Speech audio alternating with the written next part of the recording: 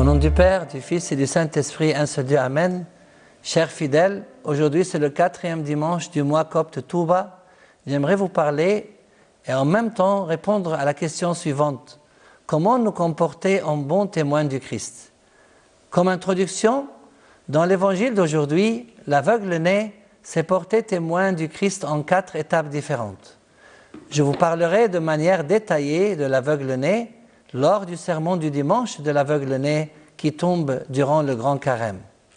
L'importance du témoignage vient de la parole du Christ lui-même à ses disciples dans les Actes des Apôtres, juste avant son ascension au ciel, quand il leur a dit « Mais vous recevrez une puissance lorsque le Saint-Esprit viendra sur vous, et vous serez mes témoins à Jérusalem, dans toute la Judée, dans la Samarie et jusqu'aux extrémités de la terre. » Les 2 questions d'aujourd'hui sont les suivantes. Première question, comment pouvons-nous nous comporter en bons témoins du Christ? La deuxième question, que signifie le fait d'être ses témoins à Jérusalem, dans toute la Judée, dans la Samarie et jusqu'aux extrémités de la terre? La première question, comment pouvons-nous nous comporter en bons témoins du Christ? 1. Par le Saint-Esprit qui agit en nous à travers les 7 sacrements de l'Église.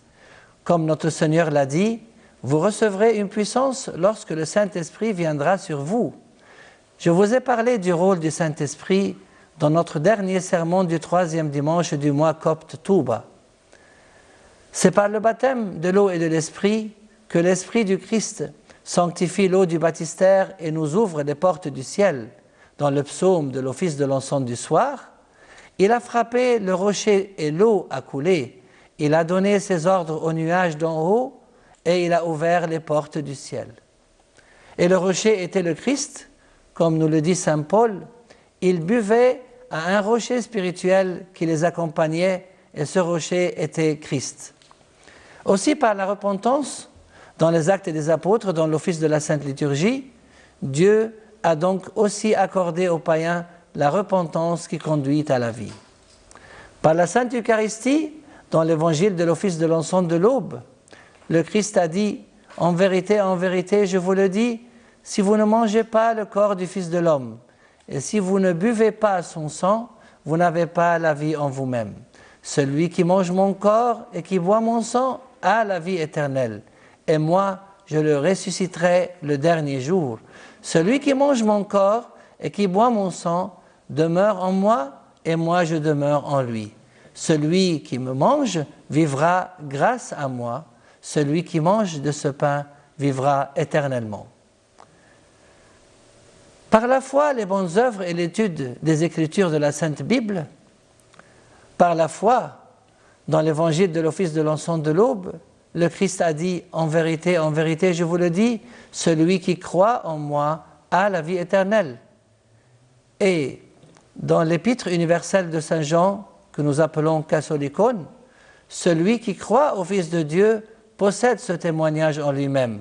Celui qui ne croit pas à Dieu fait lui un menteur, puisqu'il ne croit pas au témoignage que Dieu a rendu au sujet de son Fils.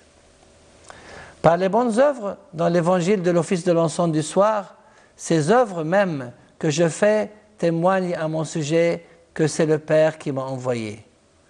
En étudiant les Écritures, dans le même évangile de l'office de l'encens du soir, vous étudiez les Écritures parce que vous pensez avoir par elles la vie éternelle. Ce sont elles qui rendent témoignage à mon sujet.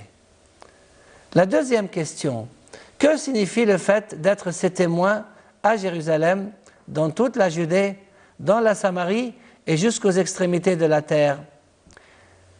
En fait, Jérusalem représente la famille et les voisins, la Judée représente l'Église, la Samarie représente le pays et les extrémités de la terre représentent le monde entier. C'est-à-dire que pour nous comporter en bons témoins du Christ, nous devons commencer à donner le bon exemple au sein de nos familles afin que nous puissions ensuite nous comporter en bons témoins du Christ au regard de nos voisins, des fidèles de l'Église, des citoyens de notre pays et finalement au regard du monde entier. Mais quel est ce témoignage? Comme l'a dit saint Jean dans sa première épître universelle Catholicon, Or, voici ce témoignage. Dieu nous a donné la vie éternelle, et cette vie est dans son Fils. Celui qui a le Fils a la vie. Celui qui n'a pas le Fils de Dieu n'a pas la vie. Je vous ai écrit cela à vous qui croyez au nom du Fils de Dieu, afin que vous sachiez que vous avez la vie éternelle, vous qui croyez au nom du Fils de Dieu. Et quelle est cette vie éternelle? Dans l'Épître universelle de Saint Jean Chrysostom, il nous dit « Mais nous savons aussi que le Fils de Dieu est venu et nous a donné l'intelligence pour connaître le vrai Dieu. Et nous sommes unis au vrai Dieu si nous sommes unis à son Fils Jésus-Christ.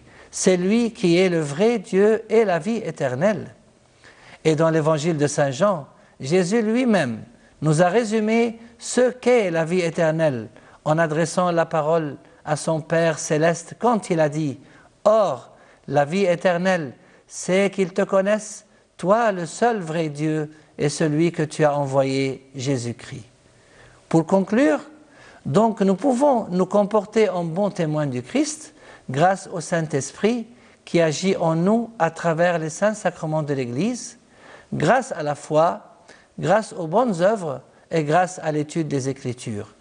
Et c'est en nous comportant en bons témoins du Christ que nous aurons la vie éternelle. Que notre Seigneur nous aide à être ces bons témoins afin qu'il nous accorde la vie éternelle et gloire à lui éternellement. Amen.